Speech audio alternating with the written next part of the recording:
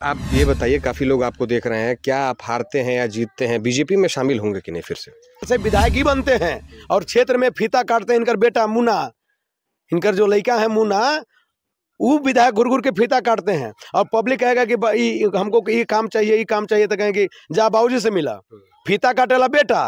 और बात जब कोई काम की बात करेगा गांव का आदमी तो कहेंगे कि बाबूजी से जाके मिला, तो ये काम नहीं ना चलेगा। कल कॉलेज भी है, इंजीनियरिंग कॉलेज भी है, बीएड कॉलेज भी है, आईटीआई कॉलेज है। दुनिया का ऐसा कोई कॉलेज नहीं है जो जानकारी काफी है। हाँ, वहाँ कोई ऐसा कॉलेज नहीं है, लेकिन उसमें रोजगार हमारे बेटा के, हमारे भाई का, हमारा कोई भी बाल बच्चा को नहीं मिलेगा। उसमें उनकर बेटा के, उनकर पुतों के, उनकर नाते के, उनके छरनाते के, उनके छरनाते के वो 20 पुसूत का हिसाब किताब किए हैं। नमस्कार, मैं हूं आपके साथ प्रथम और आप देख रहे हैं जनसंदेश झारखंड। जनसंदेश झारखंड की टीम निकल चुकी है अपने चुनावी यात्रा पर। इस वक्त हम है विश्रामपुर विधानसभा के एक बहुत ही सुदूरवर्ती क्षेत्र में, गांव में। यहां पर हम आपको फिर से मिलवाने जा रहे हैं पुष्परंजन जी से। पिछली बार जब हमने पुष्परंजन जी से आपकी मुलाकात कराई थी तो आपने हमारा इंटरव्यू खूब पसंद किया था। इन्होंने ये तो साबित कर दिया कि एक किसान भी चुनाव लड़ सकता है, लेकिन इनसे आप जानेंगे कि चुनाव लड़ने में क्या चुनौती आ रही है, क्या उपलब्धि हो रही है। नमस्कार, बहुत धन्यवाद हमारे साथ जुड़ने के लिए वापस से। जय श्री राम। प्रथम जी, पहले तो आपको बहुत बहुत बधाई कि आपने पहला बार हमारा इंटरव्यू चलाया था, आज दूसरी बार आप आए हैं। और आपका इंटरव्यू आपका चैनल पर चलने के बाद काफ़ी फ़ोन भी आया कि भैया बहुत अच्छा विषय रखे हैं। इसके लिए आपको बहुत बहुत बधाई, बहुत बहुत आभार कि आपने हमारा साथ दिया। पहली चीज़ तो हम यही जानना चाहेंगे कि जैसा कि पहले हमने बता दिया कि किसान हैं, चुनाव लड़ रहे हैं, विधायकी का चुनाव लड़ रहे हैं, क्या कुछ मुश्किलात का सामना करना पड़ रहा है? मुश्किलात वर्तमान समय में जो होता है वही है, ऐसे विशेष कुछ खास मुश्किल नहीं आ रहा है, लेकिन फिर भी आज के जो दौर को देखते हुए हर एक प्रकार से हम लोग के साथ भेदभाव भी किया जा रहा है। लगातार कोई भी परमिशन देने में काफ़ी विलम्ब, प्रचार का परमिशन देने में भी काफ़ी समय लेट लगाया गया। और 10-11 दिन में पूरे 7 गो प्रखंड का चुनाव का दौरा करना, लोगों से मिलना, बहुत कम समय मिल पाया है, लेकिन फिर भी प्रयास हो रहा है कि अच्छा से हो गए। जिस प्रकार से आपकी लोकप्रियता है, हमने देखा है इस चीज़ को, क्या आपको लगता है बीजेपी से आपका मोह भंग क्यों हुआ? इसको जनता फिर से जानना चाहिए। नहीं, बीजेपी से मोह नहीं भंग है। अब फिर प्रथम भैया दूसरा दिन मत लेके जाइए। बीजेपी से हमारा मोह नहीं, हमारा विचारधारा वो संघ वाला है, आरएसएस वाला है, वो विचारधारा रहेगा। हमारा मोह भंग सिर्फ इस एक व्यक्ति रामचंद्र चंद्रवंशी जिसने जो आज जहाँ से आया है, जिस विचारधारा से आया है, वह विचारधारा भारतीय जनता पार्टी के कार्यकर्ताओं पर थोपने का प्रयास किया। संघ को या जितने भी हिंदू संगठन है उनको एक ही हिसाब से अपना गुलाम बनाने का प्रयास किया। इसके विरोध हम खड़े हैं। हमारी विचारधारा विपरीत नहीं हुई है, हमारा वही विचारधारा है। नरेंद्र मोदी आज भी हमारे प्रधानमंत्री हैं और मैं उनका अनुसरण करता हूं। दुनिया क्या मानती है इससे हमको कोई लेना देना नहीं। थोड़ा सा मैं अगर आपको पीछे लेकर जाऊं तो बीजेपी को कहा जाता है कि परिवारवाद की पार्टी नहीं है, आम कार्यकर्ता भी चुनाव लड़ सकते हैं, प्रधानमंत्री बन सकते हैं, लेकिन वहीं पर एक किसान का लड़का और एक किसान पुष्परंजन जी को टिकट नहीं मिलता, ऐसा क्यों? नहीं, पुष्परंजन टिकट के लिए भी नहीं बोले। टिकट आप देख जिला अध्यक्ष हो या प्रदेश अध्यक्ष हो, उनसे हमने टिकट के लिए नहीं मांगा।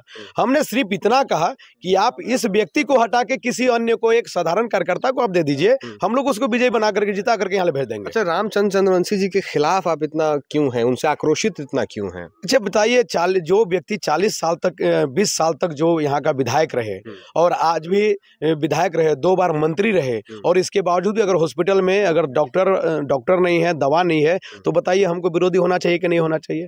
20 साल लगातार इस क्षेत्र का विधायक और मंत्री होने के बावजूद भी यहाँ का एक भी नौजवान यहाँ रोजगार नहीं मिलता है। आप बताइए हमें विरोधी होना चाहिए कि नहीं होना चाहिए? 20 साल लगातार विधायक और मंत्री होने के बावजूद भी इस क्षेत्र में एक भी खेल का मैदान नहीं है, खेल का स्टेडियम नहीं है, तो विद्रोह होना चाहिए कि नहीं होना चाहिए? इतने दिन बाद भी अगर इस क्षेत्र में किसानों के खेत में सिंचाई के लिए पानी नहीं है, तो विद्रोह होना चाहिए कि नहीं होना चाहिए? इस क्षेत्र में अगर आप किसी विषय पर बात करते हैं, आज़ादी के 78 साल बाद भी अगर इस क्षेत्र में एक भी कॉलेज नहीं है सरकारी, तो विद्रोह होना चाहिए कि नहीं होना चाहिए? आप ही बता दीजिए कि विद्रोह हम क्यों नहीं हो? आने वाला बेटा हमसे पूछेगा, पापा तुम पिताजी आप राजनीति करते थे, और राजनीति करते थे तो इस क्षेत्र में एक भी सरकारी कॉलेज क्यों नहीं है? एक भी इंटर कॉलेज क्यों नहीं है? एक भी डिग्री कॉलेज क्यों नहीं है? एक भी आईटीआई कॉलेज क्यों नहीं है? एक भी पॉलिटेक्निक कॉलेज क्यों नहीं है? एक भी खेल मैदान क्यों नहीं है, तो हम अपने बेटा के आंख में आंख मिला के हम बोल सकते हैं कि बेटा, हम सिर्फ एक व्यक्ति के चलते हम गुलामी नहीं कर सकते, पार्टी के चलते हम सिर्फ गुलामी नहीं कर सकते। हमें जितना ताकत होगा उतनी ताकत के साथ हम चुनाव लड़ेंगे, और जितनी ताकत होगी उतना यह सब व्यवस्था यहाँ करने के लिए हम लोग चुनाव लड़ रहे हैं। और अगर चुनाव जीते तो करे के दिखाएंगे, चुनाव हार भी गए तो 5 साल जो जीतेगा उसको चैन से बैठने देंगे, तब तक नहीं बैठने देंगे जब तक कि सारा व्यवस्था कर नहीं दे। बहुत अच्छा। चलिए अगला सवाल पूछ लेते हैं कि रामचंद्र चंद्रवंशी जी दावा करते हैं कि जब वो स्वास्थ्य मंत्री बने तो उन्होंने झारखंड का सबसे बड़ा प्राइवेट मेडिकल कॉलेज बनाया और रिसर्च सेंटर भी बनाया, जिसमें कि मुफ्त इलाज भी वो देते हैं, शिक्षा का हब बनाया उन्होंने, तरह तरह के कॉलेजेस और यूनिवर्सिटियां बनाई। उसको लेकर के आपको नहीं लगता कि क्षेत्र में एक तरह की शिक्षा की क्रांति आई है? नहीं, शिक्षा की क्रांति आई होगी, ये हम उस कॉलेज के बारे में नहीं जानते हैं। हम तब जानेंगे जब हमारे गांव का कोई लड़का उस कॉलेज से मेडिकल का पढ़ाई करके हमारे गांव में डॉक्टरी करने लगेगा, तो हम जानेंगे कि हाँ, इस क्षेत्र में विकास हुआ है और गरीब और मजदूर और किसान का बेटा भी डॉक्टर बन सकता है।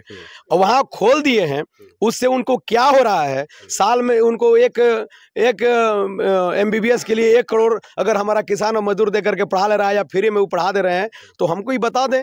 विकास का पैमाना हम तब मानेंगे जब वह कॉलेज तो खोले हैं, मेडिकल कॉलेज खोले हैं, उस कॉलेज में मजदूर और किसान का भी बेटा पढ़ के डॉक्टर बनना शुरू हो जाएगा, तब हम उसको विकास मानेंगे। नहीं तो एकमात्र उनका एक जरिया कमाने का जरिया ही मानेंगे, दूसरा कोई जरिया उनका नहीं मानेंगे। अच्छा पुष्परंजन जी, आपके क्या प्रमुख मुद्दे हैं जिनको लेकर के आप चुनाव में उतरे हुए हैं?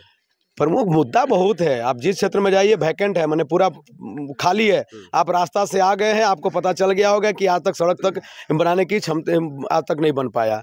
आप आए होंगे हॉस्पिटल में, डॉक्टर नहीं है, दवा नहीं है, यह स्थिति बनी हुई है। आप चल जाइए ब्लॉक में उनका भाई, मैं सीना ठोक के बोल रहा हूँ, उनका भाई मझिया ब्लॉक में बैठता है और वीडियो के साथ बैठ करके और हिसाब किताब करता है कि कौन योजना पर कितना पैसा लेना है, और उसका कमीशन फिक्स है विधायक का। यह मैं सीना ठोक के बोल रहा हूँ। कहिए कि हम पर FIR कर दे मानहानि का, हम बोल रहे हैं और मैं इसका प्रमाण दूंगा कि बैठ करके भोला चंद्रवंशी मझिया ब्लॉक में बैठ करके और वीडियो के साथ कमीशन लेते हैं और इस क्षेत्र के जनता को लूटते हैं। मैं सीना ठोक के बोल रहा हूँ। चलिए आगे आखिरी सवाल हम थोड़ा पूछना चाहेंगे इनसे कि खास करके अगर बात की जाए तो विश्रामपुर क्षेत्र हो, भवनाथपुर विधानसभा क्षेत्र हो या गढ़वा जिला हो, पूरा पलामू प्रमंडल जो है वो बेरोजगारी से ग्रसित है, पलायन से ग्रसित है। सैकड़ों लोगों की लाशें आया करती हैं ट्रेनों से, जो बाहर महानगरों में काम करने गए होते हैं। मैं आपसे जानना चाहता हूँ, क्या एक विधायक के लिए संभव है कि वो पलायन को रोक सके या फिर कुछ काम कर सके, और कर सके तो कैसे कर सके? मेडिकल कॉलेज जो बना है वो मेडिकल कॉलेज भी नहीं बना है, ठीक ना प्रथम जी, वो मेडिकल कॉलेज ही नहीं है। वहाँ आज भी उसमें कम से कम 10,000 स्टाफ काम कर रहे हैं। अगर 10,000 वो स्टाफ कर रहे हैं तो 10,000 स्टाफ में कौन लोग हैं अपने यहाँ का? अगर इस गांव का भी एक आधु को होगा तो हम मानेंगे, लेकिन उनका ईमानदारी पूर्वक अगर काम एकमात्र कर रहे हैं तो अपने बाल बच्चा को 20 पुसुत तक हमको कमाना नहीं पड़े, हमारे बाल बच्चा को कहीं जाना नहीं पड़े, उसकी हिसाब कर रहे हैं। अगर एक विधायक चाह जाए तो अपने क्षेत्र में बहुत से रोजगार क्रिएट कर सकता है। प्रधानमंत्री जी सारा व्यवस्था किए हैं। स्किल डेवलपमेंट का एक अलग डिपार्टमेंट है। जवन युवक नौजवान जो करना चाहता है उस क्षेत्र में जाए, ट्रेनिंग ले, और उसके लिए आराम से मुद्रा योजना लोन प्रधानमंत्री ही करके रखे हैं कि मुद्रा योजना लोन के तहत उसको रोजगार के मिलेगा और उनको पैसा भी मिलेगा, आप जाकर रोजगार करो। लेकिन इस दिशा में विधायक का कोई लेना देना नहीं है, क्योंकि विधायक जीतने के बाद पिछले 5 साल से वो कभी क्षेत्र में आया नहीं। 5 साल